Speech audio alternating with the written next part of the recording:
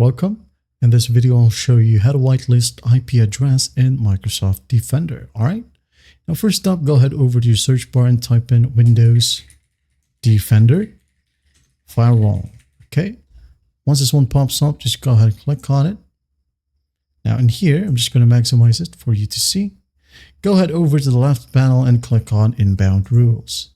Now in here, go to the right panel and click on New Rule. Okay. Click on it. Now this window will pop up.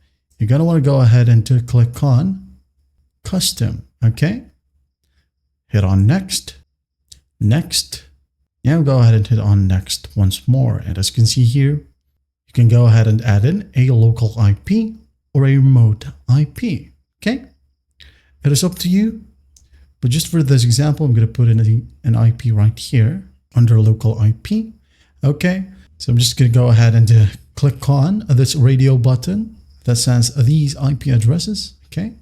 Click on it. Now you can go ahead and click on Add. Now in here, type the IP address that you wanted to whitelist. Okay. For example, 192.168.45.2. Now I'm just going to hit on OK. As you can see here, it is now on the list. So what we're going to do next is just hit on the next button right here. Click on it. Now, we wanted to whitelist it, so go ahead and use Allow the Connection. Hit on Next.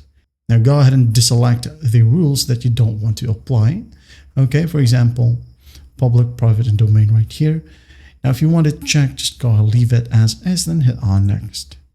And here you can go ahead and rename the connection. Okay, so that you can easily locate it later in the inbound rule list. Okay, for example, secret connection. Okay, like so. This is for YouTube. Just like that, and hit on Finish. And once done, you have successfully whitelisted an IP address on Microsoft Defender. Well, I hope this video helps, and I'll see you in the next one.